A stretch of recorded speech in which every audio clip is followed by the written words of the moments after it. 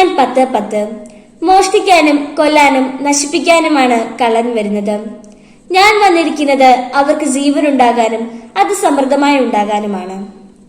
നമ്മുടെ അനുദിന ജീവിതത്തിലെ ഓരോ സാഹചര്യത്തിലും നമ്മുടെ മനസ്സ് ഇടറിപ്പോകാറുണ്ട്.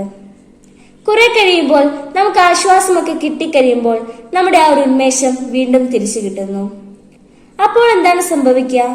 മുൻപ് നിരാശപ്പെട്ട് മാറ്റിവെച്ച കാര്യങ്ങളെല്ലാം നമ്മൾ കൂടുതൽ തീഷ്ണതയോടെ വീണ്ടും ചെയ്യാനായി തുടങ്ങുന്നു, അല്ലേ? ഇതാണ് ഈശോ യോഹന്നാന്റെ സുവിശേഷം 10-ാം അധ്യായം 10-ാം വാക്യത്തിൽ നമ്മളോട് പറയുന്നത്.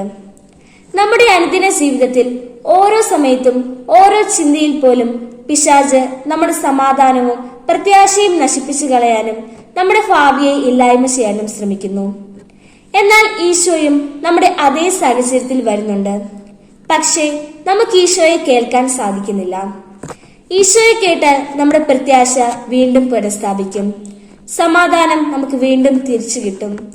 അങ്ങനെ സമാധാനവും പ്രത്യാശയും ഉള്ളപ്പോൾ നമ്മുടെ ഭാവിക്ക് വേണ്ടി നമുക്ക് കൂടുതൽ ഊഷ്മളമായി വ്യാപരിക്കാൻ സാധിക്കും.